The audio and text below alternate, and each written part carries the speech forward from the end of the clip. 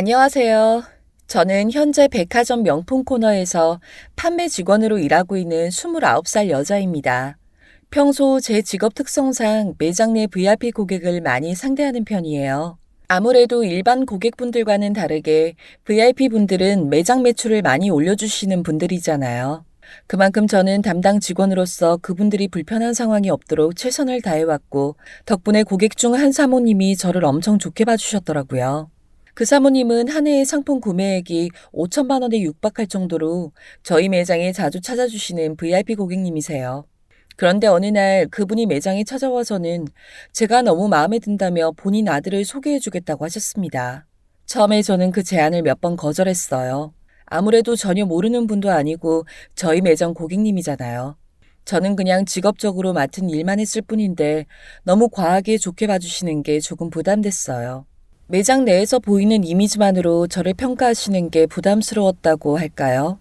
그리고 또 걱정되는 게 있다면 사모님 아들분과의 만남이 잘 되면 다행이지만 만약이라도 잘 되지 않은 상황이 생길까 염려되더라고요. 그 경우 앞으로 매장에서 사모님과 서로 마주칠 게 불편할 것 같았거든요. 그렇게 여러 이유로 제가 애둘러 거절을 하는데도 사모님은 계속 만남을 권유하셨습니다. 저 같은 여자는 어디 가서 또 못 만날 것 같다며 꼭 사귀지 않아도 좋으니 부담 없이 한 번만 만나보라고 사정을 하시더라고요. 그 후로도 사모님의 한결같은 제안이 이어졌고 제 마음도 조금씩 흔들렸습니다.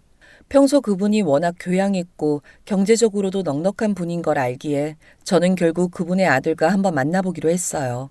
부담 없이 만나도 된다고 하시니 정말 편한 마음으로 한번 만나보겠다고 했습니다.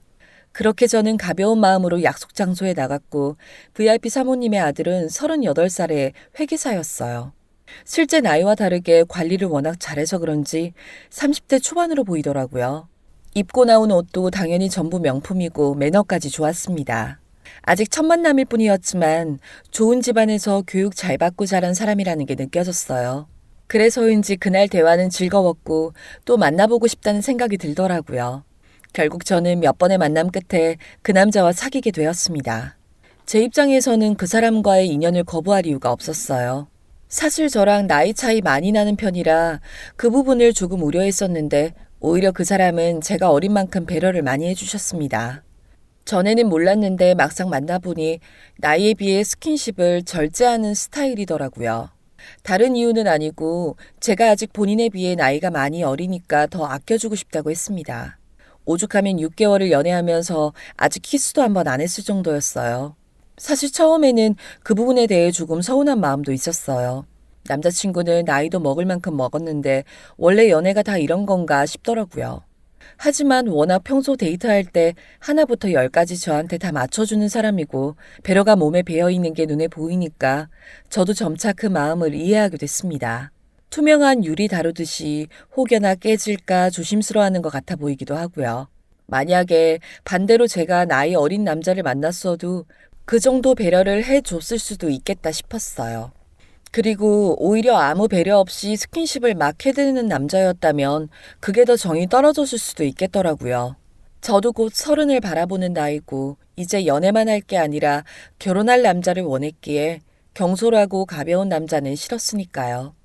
제 남자친구가 원체 매너가 넘쳐나는 사람이라 저를 그만큼 아껴주는 느낌이 들어서 좋았네요. 그렇게 저는 VIP 사모님 덕분에 젠틀한 남자와 만나 무난한 연애를 했고 어느새 저희 사이에 결혼 이야기까지 나오게 됐습니다. 사귄 지 몇 달 만에 빠르게 상견례를 진행하게 됐어요. 남자친구의 부모님은 뭘 하시는 분일까 궁금했는데 예비 시아버지는 중소기업을 운영하는 분이시고 저희 매장 VIP 고객이셨던 예비 시어머니는 대학 교수시더라고요. 겉모습에서부터 기품이 넘쳐 흐르는 것 같더니 역시나 탄탄한 재력가 집안이었습니다. 다만 저희 부모님은 처음엔 저처럼 남자친구의 나이가 많은 걸 탐탁지 않아 하셨는데 예비 시부모님을 만나 뵙고 나니 마음이 바뀌신 것 같더라고요. 예비 사돈 내외가 교양 있고 점잖은 성격이라 그 집 아들은 안 봐도 인성과 교양이 넘칠 것 같다고 하셨습니다. 당연히 예비 시부모님은 제게 아들을 소개해 주신 것만큼 저를 마음에 들어 하셨고요. 덕분에 저희 결혼은 일사천리로 진행이 됐고 생각보다도 빠른 시일에 행복한 결혼식을 올리게 됐습니다. 그렇게 결혼식이 끝난 후 저희 부부는 곧바로 신혼여행을 떠났고 신혼여행 첫날인 만큼 저는 첫날 밤에 대한 기대와 걱정이 컸어요. 그동안 남편과 제대로 스킨십조차 해본 적이 없었기에 말은 안 해도 떨리고 긴장되더라고요. 밤이 되고 단둘이 한 방에 있으려니까 심장이 마구 뛰어댔어요. 그런데 제 기대와는 다르게 그날 남편은 평소처럼 제 몸에 손도 대지 않았습니다. 같은 침대에 누워있으면서도 그냥 잠만 잤어요. 다음날 조금 황당해서 이유를 물어보니 너무 피곤해서 그런다고 하더라고요. 솔직히 신혼여행에서조차 그런 모습이 서운했지만 저는 이번에도 남편을 이해하려고 했어요. 결혼 준비하는 내내 피로가 쌓여 있다가 신혼여행을 와서 긴장이 풀리니까 저도 엄청 피곤하긴 하더라고요.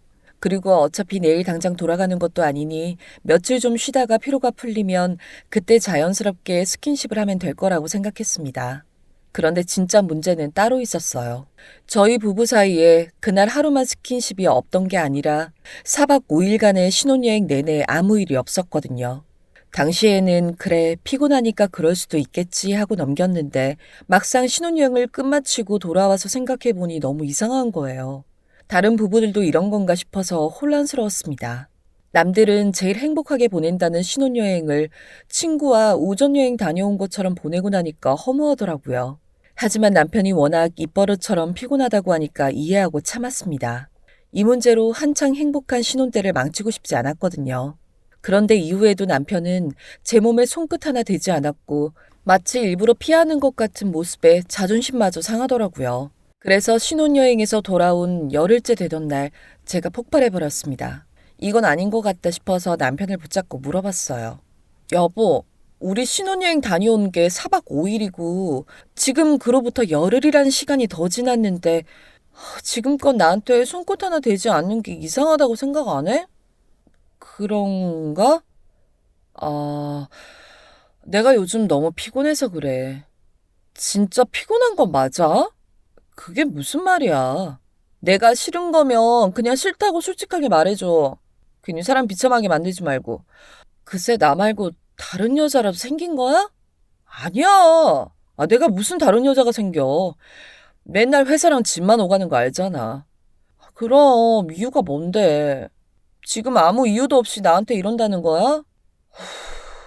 그래. 그렇게 궁금하다니까 솔직하게 말할게. 나도 더 이상은 거짓말을 못하겠어. 좋아. 무슨 이유인지 알려줘. 그래야 나도 당신을 이해하기라도 할 거 아니야. 실은 요즘 결혼 준비하면서 스트레스 받은 것도 있고 최근에 회사 업무가 좀 바빠져서 그것도 스트레스가 컸나 봐. 두 가지가 겹쳐서 그런지 그게 잘 안 되네. 잘 안 된다니? 무슨 말이야? 아, 발기부전. 뭐? 그게 진짜야? 그래. 그래서 요즘 당신 안아주지도 못하는 거야. 괜히 스킨십 시작하면 감당하지 못할 것 같아서. 그런 걸 왜 이제야 말해. 나 몰랐잖아. 그러게. 그동안 말 못해서 미안해. 내 마음을 이해할지 모르겠지만 당신 앞에서 이 얘기를 꺼내는 자체가 싫었어. 저는 그날 남편과 속 깊은 대화를 하면서 생각지도 못했던 고백에 많이 놀랐습니다. 단순히 남편이 저를 싫어하거나 다른 여자가 있는 줄로만 알았는데 이런 심리적인 이유가 있는 줄은 전혀 예상을 못했거든요. 남편은 저 몰래 병원을 열심히 다니던 중이긴 하지만 심리적인 원인이 있는 문제라 치료 시간은 얼마나 걸릴지 모른다고 하더군요. 의사가 치료 기간을 넉넉하게 잡아야 할 거라고 했대요. 그 얘기를 들으니까 괜히 아내로서 미안한 마음이 들더라고요. 남편이 그동안 혼자서 얼마나 곤란하고 난감했을지 생각은 못하고 괜히 외도로 의심하고 스킨십을 재촉했던 제 모습이 부끄러웠습니다. 진작 알았다면 이렇게 남편에게 따질 일이 없었을 텐데 이제야 사실을 알려주는 남편이 원망스러운 마음도 조금은 있었어요. 하지만 이건 누구의 잘잘못을 따질 문제가 아니라고 생각했습니다. 어차피 저희 부부가 함께 이겨내야 하는 문제라고 여겼기에 저는 남편의 현재 상황을 온전히 이해하기로 했거든요. 남편의 빠른 심리적 회복을 위해 당분간 어떤 자극도 주지 않으려고 노력했어요. 부부 사이에 스킨십이 전혀 없어도 남편을 믿고 기다리기로 했습니다. 이제 모든 상황을 알게 된 이상 남편이 모든 치료를 끝낼 때까지 충분히 기다릴 수 있었거든요. 왜냐하면 스킨십에 관한 부분을 제외하고는 남편의 모든 면이 좋았으니까요. 저희 남편은 제가 지금껏 만난 사람들 중에 제일 자상하고 다정한 남자였어요. 특별한 기념일이 아니어도 가끔 퇴근할 때 제가 생각나서 사왔다며 꽃을 건네주거나 우연히 맛있는 음식점을 알게 되면 꼭 저를 데리고 다시 방문하는 남자였어요. 그 외에도 남편의 모든 일상이 저로 가득한 것 같았죠. 그만큼 저를 아끼고 사랑하는 마음이 큰 남자인 걸 알기에 제가 그동안 받기만 한 만큼 이번엔 남편을 아끼고 배려해 줘야겠다 생각했습니다. 그렇게 한동안 남편의 병원 치료에만 전념하며 지내던 중 어느 날부턴가 남편 회사 업무가 많아진 건지 야근이 잦아지더라고요. 부쩍 늦게 퇴근하는 남편의 모습을 보며 저는 혼자 고민이 많았어요. 괜히 또 회사 업무에 시달리느라 심리치료가 되더지면 어쩌나 걱정은 됐는데 굳이 남편에게 그 얘기는 꺼내지 않았습니다. 제가 그 문제를 의식하고 있다는 걸 알면 괜히 남편이 심리적으로 또 위축되거나 불안하거나 할까봐 걱정이더라고요. 그래서 그냥 남편이 바쁘게 사는 것도 모른 척하며 넉넉하게 회복할 시간을 주기로 했습니다. 그래도 다행인 건 요즘 저희 남편이 회사 일로 부쩍 바빠졌다는 말에 시어머니께서 저랑 가끔 만나서 함께 쇼핑을 해주시곤 했어요. 저는 결혼과 동시에 다니던 백화점 매장에서 퇴직을 했거든요. 그래서 남편이 늦게 오면 저 혼자 집에서 심심할 거라며 가끔씩 같이 시간을 보내자는 어머님의 말씀이 감사하더라고요. 제가 말씀드리지 않아도 매번 먼저 배려를 해주시는 게 참 좋았어요. 덕분에 저는 쇼핑을 하면서 기분 전환도 하고 남편 문제도 마음에서 조금 접어두는 여유가 생길 수 있었네요. 그런데 바쁜 남편 대신 시어머니와 함께 시간을 보낸다는 게 다 좋긴 한데 솔직히 며느리로서 딱 한 가지 불편한 점이 있었어요. 어머님께서 언젠가부턴가 저희 부부의 2세 계획에 대해 물으셨거든요. 아무래도 저희 부부 사이의 문제를 전혀 모르시니 자꾸 그 얘기를 꺼내시는 것 같았어요. 너희는 아직 아이 생각은 없는 거니? 아이요? 그래. 아니, 너희 결혼한 지도 얼마 안 됐고 내가 굳이 먼저 재촉하려던 건 아닌데 아무래도 네 남편 나이가 좀 있다 보니까 더 늦기 전에 서둘러야 하지 않나 해서 말이야. 아, 그건 그렇죠. 그럼 둘이 구체적인 계획은 세웠어? 애는 몇 명이나 낳기로 했어. 아, 그건 아직 얘기해 본 적이 없어요. 아직? 왜? 무슨 문제라도 있는 거야? 혹시 요즘 딩크니 뭐니 하는 애 안 낳고 사는 부부 뭐 그런 거 되려는 건 아니지? 그런 게 아니라요. 실은 어머님, 그 문제에 대해 드릴 말씀이 있어요. 시어머니는 저희 부부가 서둘러 이세를 낳길 바라시는 것 같았어요. 며느리가 아직 젊긴 해도 본인 아들이 이미 결혼할 때부터 나이가 있다 보니 마음이 조급하신 것 같았거든요. 하지만 상황이 상황인지라 저희 부부는 지금 당장 아이를 계획할 수 있는 단계가 아니잖아요. 어찌저찌 이세를 계획한다고 해도 언제 그 계획을 실행할 수 있을지도 모르는 거고요. 그래서 다른 사람은 몰라도 시어머니만큼은 현재의 남편의 상황을 말씀드려야 할 것 같았습니다. 더 간절하게 아이를 기다리시기 전에 남편이 지금 어떤 상태인지, 왜 아이 계획을 못 세웠는지 상세하게 말씀드리는 게 나을 것 같았어요. 본인 아들 일이니까 아무래도 아시는 게 좋을 거라고 생각했습니다. 잠깐 감춘다고 해도 이대로 남편의 치료가 오래 지체될 경우 결국은 진실을 밝히는 날이 올 텐데 뒤늦게 알리는 것보단 지금 말씀드리는 게 100번, 1000번 낫겠더라고요. 그렇게 제가 힘겹게 어머님께 남편의 심리적인 문제를 말씀드리자 시어머니는 제게 본인이 대신 미안하다고 하시더라고요. 그런 줄도 모르고 괜히 마음이 급해서 아이 낳는 것만 재촉했다며 정말 미안하다고 거듭 사과하셨습니다. 저는 어머님이 미안해하실 일이 아니라며 괜찮다고 말씀드렸지만 사실 제 마음도 마음이 편하진 않았어요. 저희 부부도 아이를 낳기 싫은 게 아니라 낳지 못하는 상황인 거니까요. 어머님은 본인보다도 현재 아버님이 아이를 너무 바라셔서 어쩔 수 없이 먼저 아이 얘기를 꺼냈다고 하셨어요. 그러곤 일단은 아이 문제는 신경 쓰지 말라고 하셨습니다. 괜히 신경 쓰고 의식할수록 스트레스만 받을 거라고 말이에요. 저는 알겠다고 대답하면서도 마음이 참 무거웠습니다. 남편의 병이 딱 언제까지 아프고 마는 것도 아니고 앞으로 몇 개월이 걸릴지 몇 년이 걸릴지 모르는 문제라서 더 초조했어요. 그리고 괜히 어머님과 아이 이야기를 나누고 나니 저희 부부가 서로 아이는 갖지 못하고 나이만 먹게 될까봐 두려운 마음도 덜컥 생기더라고요. 하지만 이 부분에 대해서도 남편에게 전혀 털어놓지 못했어요. 괜히 또 심리적인 문제를 주는 게 싫었으니까요. 열심히 병원까지 다니는 사람인데 괜히 그 의지를 꺾어버리기라도 할까봐 걱정됐습니다. 그렇게 제가 혼자서만 고민하던 중 얼마 후 시어머니께서 다시 연락이 왔어요. 어머님은 중요하게 할 얘기가 있다고 꼭 만나자고 하셨습니다. 급히 만나러 나가니 지난번에 제 얘기를 듣고 고민을 정말 많이 하신 것 같더라고요. 어머님은 저를 만나자마자 곧바로 시험관 시술 이야기를 꺼내셨어요. 어차피 심리적인 치료는 언제 끝날지 기약도 없는 거고 그 시간에 시험관 시술이라도 먼저 해서 애부터 갖는 게 어때? 시험관 시술이요? 그래. 애 아빠 나이도 있으니까 너무 자연 임신만 바라지 말고 이 부분도 고려해봤으면 해서. 저도 그 생각을 안 해본 건 아닌데요. 저희가 아직 신혼이기도 하고 제 나이가 이제 29이기도 하고 시험관은 아직 좀 이르다고 생각했거든요. 물론 넌 아직 젊지만 네 나이만 생각하면 안 돼. 임신의 남편 나이도 얼마나 중요한데. 네, 알겠어요.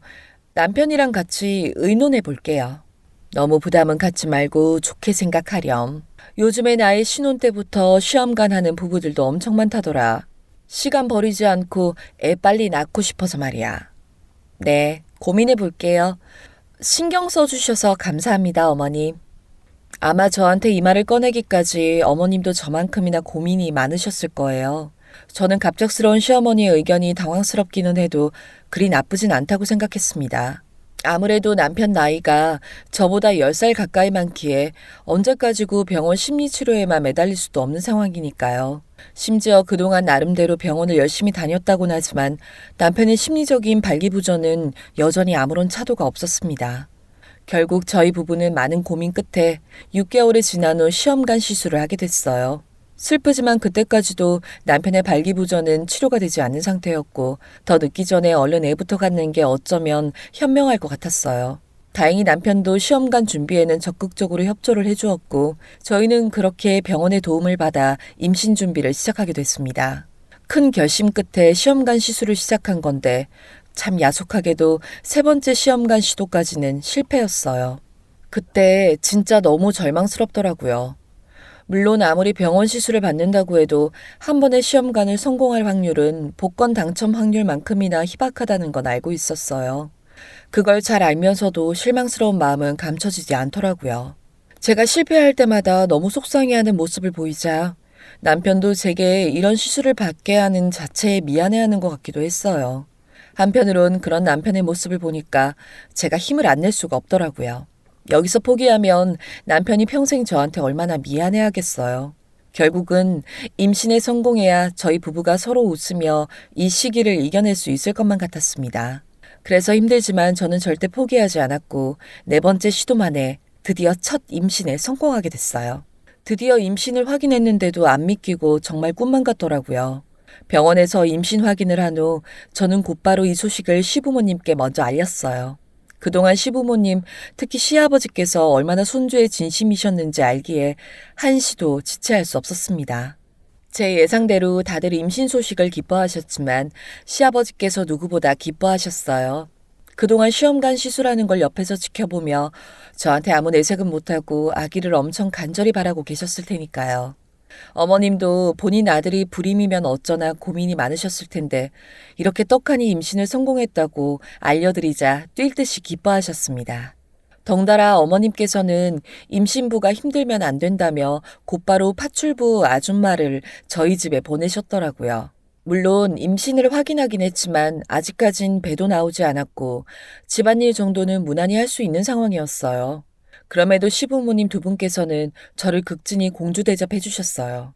지금부터도 힘든 일은 일절하지 말라며 무조건 절대 안정을 취하라고 쉬라고만 하시더라고요. 덕분에 저는 임신 초기부터 아무것도 안 하고 편하게 쉬고 빈둥거릴 수 있었네요. 그때는 정말 내 인생에 이런 날이 오는구나 싶어서 너무 행복했어요. 솔직히 그동안은 남편의 심리적인 발기부전 문제와 반복되는 시험관 실패로 너무 힘들었거든요. 남편이나 시어머니가 제 마음을 알아주긴 하지만 그건 어디까지나 가족으로서 이해하는 부분이잖아요. 친구나 지인에게 어디 속 시원하게 털어놓을 수도 없고 혼자서 마음고생하는 게 정말 심했어요. 그런 힘든 시간을 이겨내고 끝내 이렇게 임신에 성공하고 나니까 그동안 겪은 고생들이 한 번에 다 날아가는 것 같았습니다. 그런데 새삼 신기한 게 임신을 하고 나니까 제 몸이 저도 모르게 변하더라고요. 어느 순간부터 아무것도 안 해도 졸음이 많아졌습니다. 평생 낮잠이라는 걸 모르고 살아온 사람인데 임신 후에는 제가 습관적으로 아무 데서나 낮잠을 자고 있더라고요. 물론 임신하면 졸리다고 주변에서 많이 듣긴 했는데 저도 다른 임신부들처럼 정말 하루 종일 수시로 잠이 들었어요. 어느 날은 주말에 남편이랑 둘이서 TV를 보는데 그날따라 졸음이 평소보다 심하게 쏟아지는 거예요. 그래서 TV를 보던 상태로 그대로 소파에서 잠이 들었습니다. 남편도 평소 같으면 침대에서 편하게 자라고 깨웠을 텐데 제가 임신 후에 워낙 잠이 많아진 걸 알기에 굳이 깨우지 않았나 봐요. 잠깐이라도 푹 자라고 말이에요. 그렇게 저는 소파에서 한참을 잘 자다가 무슨 소리가 들리는 것 같아서 잠이 살짝 깼어요. 비몽사몽인 상태로 잠시 일어나 보니 TV 소리가 아니라 누군가 말소리가 들리더라고요. 아무래도 안방에서 남편 목소리가 들리는 것 같았습니다. 제 옆에서 같이 TV를 보던 남편이 무슨 일인지 누군가와 통화를 하는 중인 듯 하더라고요. 처음엔 그냥 남편이 회사 일로 통화를 하나 보다 하고 다시 좀 더 자려고 했는데 뭔가 조금 이상한 게 있었어요. 분명히 조용히 통화하는 것 같았던 남편의 목소리가 점점 커지기 시작했거든요.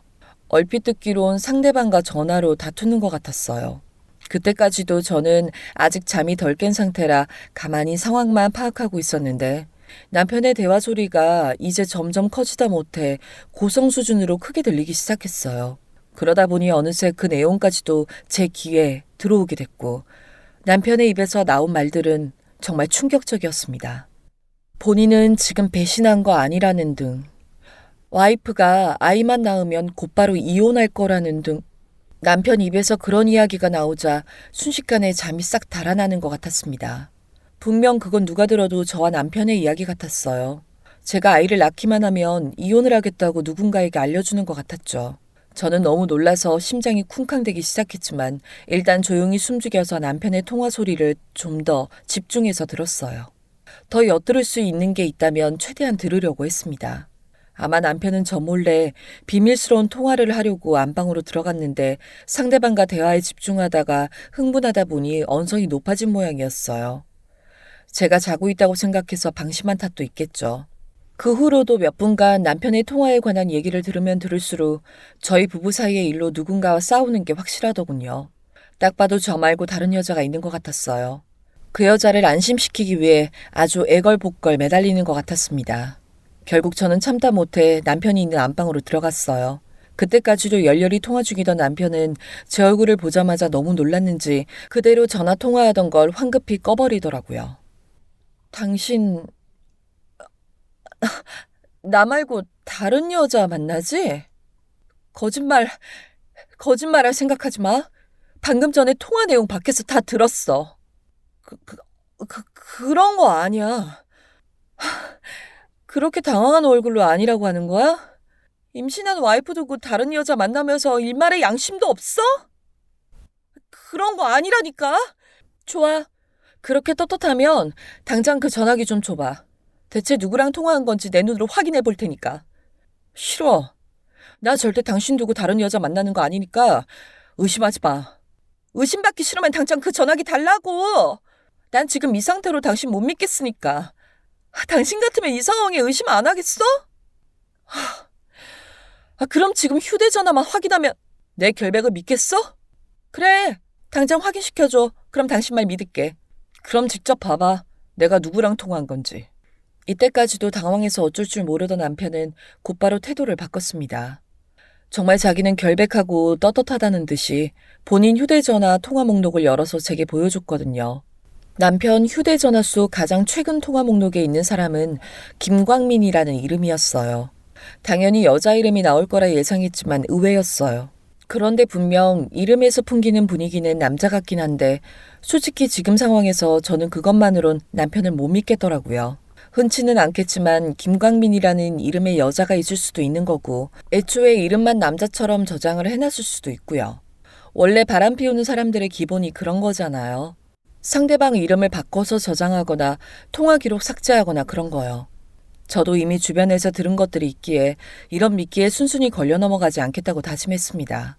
애초에 바람을 피울 거면 이렇게 와이프에게 걸릴 상황도 대비했을 거고 그렇다면 통화 목록을 보여주는 것까지 미리 예상했을 수도 있으니까요. 결국 제 의심은 꼬리에 꼬리를 물고 이어졌고 이보다 더 확실한 증명을 해 보이기 전까지는 남편을 믿을 수 없겠더라고요. 그래서 곧바로 그 자리에서 김광민이라는 사람에게 전화를 해보라고 했습니다. 제가 보는 앞에서 당장이요. 지금 전화를 걸어서 그 사람 목소리라도 제대로 확인을 해야 남편 말을 믿을 수 있겠다고 했어요. 그런데 남편은 누구보다 떳떳한 척하던 조금 전 태도와는 다르게 차마 통화 버튼을 누르지 못하고 망설이더군요. 제가 아무리 옆에서 전화하라고 최근에도 통화 버튼을 누르지 못했어요. 뭐가 무서운 건지 손가락 하나도 움직이지 못하더군요. 그런 남편의 모습을 보니까 확신이 생겼습니다. 아무리 봐도 김강민이라는 사람은 여자인 것 같았어요. 제 예상대로 이렇게 제게 바람을 들키는 일이 생길 경우 작정하고 저를 속이려고 애초에 이름을 그렇게 저장한 것 같았어요. 저는 남편의 태도를 직접 확인하자 화가 났고 당장 김광민에게 전화해보라며 소리를 질렀습니다. 하지만 남편은 고집스럽게도 끝까지 그 사람에게 전화를 걸지 않더군요. 결국 그날 저희 부부는 남편의 외도 문제로 생애 처음 대판 싸우게 됐고 끝끝내 이혼 이야기까지 나오게 됐어요. 누가 봐도 바람을 피우는 것 같은 남편의 모습을 봤는데 그냥 이대로 모른 척할 순 없으니까요. 게다가 이미 저한테 모든 사실을 다 들킨 마당에 본인은 다른 여자랑 바람을 피운 적 없다고 끝까지 오리발을 내미는 거예요. 그런 태도가 너무 뻔뻔하고 어이가 없어서 말문이 막힐 지경이었어요. 저는 참다 못해 곧바로 시어머니에게 모든 사실을 알렸고 다음날 어머님이 놀란 표정으로 저희 집에 오셨어요. 그날 저는 어머님께 남편이 바람이 났다는 사실을 상세하게 알려드렸으나 시어머니는 이런 일로 이혼은 아니라며 적극 만류하셨습니다. 힘들게 임신한 와이프한테 스트레스 준 거는 우리 아들이 진짜 혼나야 하지만 걔가 안 해두고 그런 짓 할 애는 아니잖아. 너도 그건 잘 알지? 네, 저도 지금까지 그런 줄 알았어요. 그러니까 지금껏 발기부전이니 뭐니 해도 조용히 믿고 기다려준 거고요. 네 남편이 워낙 평소에 젠틀하고 매너 있는 성격이잖아. 그러다 보면 친하게 지내는 여자들도 있긴 하겠지. 어머니, 이번엔 그런 문제가 아니에요. 그 여자가 누군지는 몰라도 저랑 이혼하고 제대로 만날 생각까지 하고 있어요. 아유, 얘 너희 둘 사이에 지금 뭔가 오해가 있는 걸 거야. 뱃속에 애를 생각해서라도 네가 이번 한 번만 모른 척 봐주렴. 어머님, 제가 그 사람 통화 내용 다 들었다니까요. 저는 지금 마음 바꿀 생각 없어요. 그 사람이랑 저 사이의 신뢰관계가 이미 다 깨졌다고요. 그래도 다시 한 번만 잘 생각해봐. 둘 사이에 애도 있는데 이대로 헤어지면 너희 부부 후회하지 않겠어? 네, 후회 안 해요. 지금껏 저 한 번도 안 안아준 게 본인 병이 아니라 다른 여자가 있어서 그런 건데 그 사실을 알고도 제가 이 부부관계에 미련이 있겠어요? 아휴, 그런 건 아닐 거야.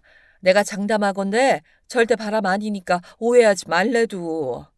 어머님은 왜 자꾸 오해라고 하시는지 모르겠지만 전 그 사람이 저 두고 다른 여자 만나는 거 이미 확신해요. 저는 무조건 오해니까 참으라는 시어머니 앞에서도 이혼 주장을 굽히지 않았습니다.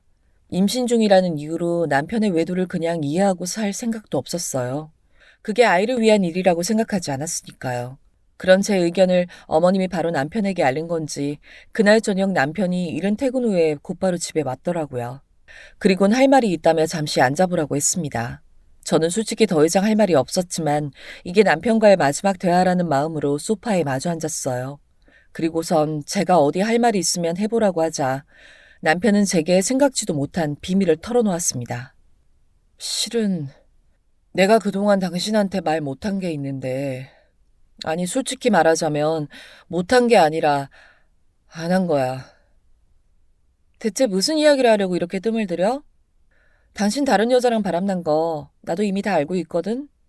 다른 여자랑 바람난 거 아니야. 또 그 얘기야? 제발 거짓말은 그만 좀 해. 내가 다 들었다고 했잖아. 거짓말 아니야. 내가 만나는 사람, 다른 여자 아니고 남자야. 남자라니? 못 들었어? 나 게이라고. 아니, 지금 대체 뭐라고 그러는 거야? 나 남자 좋아해. 우리 엄마도 그거 이미 알고 계셔서 당신이 나랑 이혼하겠다는 거 적극 만류하신 거야. 어머님도 알고 계신다고? 어떻게 그럴 수가 있어? 저는 남편의 갑작스러운 고백이 도통 이해가 되지 않았습니다. 저랑 결혼해서 애까지 가진 남자가 게이라니요. 이제야 뒤늦은 고백을 한다는 게 놀랍다 못해 화가 났어요. 단순히 남편이 게이라는 사실 자체가 화가 난 게 아니에요. 개개인의 성적 취향이야 제가 뭐라고 할 수 있는 부분이 아니지만 본인이 남자를 좋아하는 걸 알면서도 저와 연애하고 결혼한 게 화가 났습니다. 심지어 일부러 그런 아들을 저에게 소개해준 시어머니도 너무 미웠어요. 남자를 좋아하는 사람이 굳이 왜 저랑 결혼하고 시험관 시술로 아이까지 낳은 건지 다시 생각해도 이해가 되지 않더라고요. 그래서 그 부분을 다시 따져 물었습니다. 이 남자와 이대로 이혼을 하더라도 정확한 이유를 알아야겠다는 생각이 들었어요. 처음부터 작정하고 저한테 접근한 이유요. 그럼 대체 왜 우리 사이에 아이까지 낳으려고 한 건데? 뱃속에 있는 이 아이는 무슨 죄야? 우리 아버지는 내가 게이인 거 모르죠. 엄마만 알고 계신 거야. 그래서 그, 그게 그게 애를 가진 이유라고? 내가 나중에 결혼해서 아이를 낳으면 아버지가 그때 나한테 유산을 상속해 주신다고 했거든. 그 말은 아이를 낳지 않으면 재산 상속은 없다는 얘기야. 그래서 이렇게 당신을 만나서 아이까지 갖게 된 거고. 아이 그럼 결국 아버님한테 유산 물려받을 목적으로 날 이용한 거네? 거기에 우리 애까지 이용한 거고? 어쩌다 보니 그렇게 됐어. 미안해. 저는 모든 사실을 알고 나자 온몸이 털이 거꾸로 솟는 것 같았습니다. 사람이 미치고 팔짝 뛸 것 같다는 말을 이럴 때 쓰는 것 같더라고요. 지금껏 이런 무서운 사람들을 남편으로 두고 좋은 시어머니라고 칭찬했던 게 너무 미련한 바보처럼 느껴졌어요. 이런 음흉한 마음을 갖고 있는 남자와 지금껏 한 집에서 함께 생활했던 것 자체가 너무 끔찍했습니다. 다시 돌이켜 생각해보면 40이 다 된 나이에도 남편은 연애 시절부터 결혼 후 지금껏 제게 제대로 된 스킨십을 한 번도 한 적이 없었어요. 하지만 그건 그냥 순전히 저를 지켜주기 위해서 그런 줄 알았고 결혼 후엔 발기부전 문제로 위축돼서 그런 줄만 알았어요. 그래서 남편을 더 이해하려고 했고 옆에서 더 맞춰주고 도와주려고만 했습니다. 어쩌면 제가 너무 눈치가 없던 걸까요? 여자가 아닌 남자를 좋아하는 사람이었기에 처음부터 제게 손끝도 대기 싫었다는 사실을 왜 눈치채지 못했을까요? 애초에 뭔가 이상하다고 의심했어야 하는데 말이에요. 처음에 그런 사실을 감췄던 남편이 너무 원망스럽기만 했는데 생각할수록 저 스스로에게 너무 화가 나고 답답한 심정이었습니다. 어차피 이렇게 알게 될 거 차라리 조금만 더 빨리 알았더라면 여기까지 오진 않았을 텐데. 시험관 시술을 받으며 고생했던 제 인생이 주마등처럼 눈앞에 스쳐가는 것 같았어요. 그리고 이대로는 정말 결혼 생활이 유지될 수 없겠다는 생각을 했습니다. 남편도 어차피 저와 헤어질 마음으로 모든 진실을 고백했을 테지만 제가 더 이상 남편이랑 같이 살기 싫었어요. 남편에게 받은 배신감이 너무 커서 한시라도 빨리 이 사람과 헤어지고 싶은 마음뿐이었습니다. 그렇게 저는 남편과의 이혼 결심을 굳혔고 소식을 전해 들은 건지 곧바로 시어머니가 제게 찾아오셨어요. 세상 상냥하게 대해주시던 전과 다르게 아예 뻔뻔한 얼굴로 말씀하시더군요. 이왕 이렇게 된 거 네 뱃속에 있는 애만 낳고 이혼해. 아이는 우리가 알아서 키울 테니까. 네 시아버지한테는 이번 일 입도 뻥긋하지 말고. 알겠지? 그렇게는 못하겠다면요? 그냥은 이혼 못하겠다는 거니? 좋아. 내 뜻대로 해준다면 위자료로 10억 줄게. 이 정도면 너도 손해볼 거 없는 결혼이잖아. 네? 지금 저한테 고작 10억에 애를 팔라는 건가요? 싫습니다. 제 애는 제가 키울 거예요. 가진 것도 쥐뿔 없으면서 무슨 돈으로 애를 키운다는 거야? 처음부터 너도 돈이 목적이어서 우리 아들 만난 거잖아. 안 그래? 원하던 돈 줄 테니까 넌 애만 낳고 이혼하라고. 처음부터 돈이 목적이었으면 이렇게 애까지 갖진 않았겠죠. 남편을 사랑했으니까 시험관까지 한 거예요. 제 사랑을 무시하고 사기 결혼을 계획한 건 남편이고요. 뭐? 사기 결혼? 지금 말이 너무 심한 거 아니니? 대체 이게 사기가 아니면 뭔가요? 너 원래부터 이렇게 막대 먹은 애였니? 어디 시어머니 앞에서 빠락빠락 대들어? 이런 애인 줄 알았으면 처음부터 우리 아들 소개시켜주는 게 아니었는데. 저야말로 정말 실망이에요. 처음부터 이렇게 교양 없고 무식한 집안인 줄 알았으면 애초에 결혼 같은 거 할 일도 없었을 거예요. 너 지금 말 다 했니? 아니요? 마지막으로 한마디만 더 드리자면요. 저 이번 일 아버님께도 다 알릴 거예요. 더 이상 어머님이 다른 사람들 속이는 일 없게 다 알릴 거라고요. 어머님은 얼굴이 불그락 푸르락 하며 제게 화를 내셨어요. 절대 아버님께만은 말하면 안 된다며 협박하더군요. 하지만 저는 노발대발하는 시어머니를 두고 자리에서 일어났습니다. 그리곤 곧바로 시아버지께 모든 사실을 다 알렸어요. 시어머니의 협박 같은 건 하나도 무섭지 않았습니다. 그저 그동안 저처럼 아무것도 모르고 있었을 시아버지께 마지막으로 진실을 알려드리는 게 제 도리라고 생각했거든요. 역시나 제 얘기를 모두 들은 아버님은 결국 폭발하셨고 저는 그대로 뒤도 돌아보지 않고 남편과 이혼했습니다. 아이는 당연히 제가 키울 생각이기에 출산 전에 이혼을 서둘렀어요. 마음 같아선 남편과 시어머니에게 태어날 아이를 보여주고 싶지도 않았습니다. 저는 그렇게 서둘러 이혼을 했고 나중에 들리는 얘기로는 남편과 시어머니가 결국 집에서 쫓겨났다고 하더군요. 그동안 긴 시간 시아버지를 속여온 대가를 치른 거겠죠. 그리고 저와 제 아이를 이용한 것에 대한 대가이기도 할 거예요. 세 사람의 인생을 망친 것 치고 너무 가벼운 처벌 같기도 하지만 그래도 이제야 모든 일이 제대로 풀린 것 같아서 만족스럽기도 했습니다. 얼마 후 저는 남편 없이 혼자서 딸을 출산했어요. 솔직히 남편이 없어도 전혀 외롭지 않다면 거짓말이겠지만 그래도 딸이라도 곁에 있으니 든든한 느낌이 들었어요. 만일 시어머니에게 이 아이마저 뺏겼다면 정말 제 삶이 얼마나 끔찍했을지 상상하고 싶지도 않았습니다. 그냥 딸아이를 보고 있으면 그동안 힘들었던 일들은 하나도 생각이 나지 않는 것 같았어요. 그리고 그나마 다행인 건지 전 남편은 제가 아이를 낳는 일에 큰 관심이 없는 것 같더라고요. 출산 사실을 알고 있을 텐데도 특별히 아이를 보여달라는 얘기는 없었거든요. 어차피 저도 아이를 보여줄 생각도 없으니 자식 문제로 서로 피곤할 일은 더는 없을 것 같아요.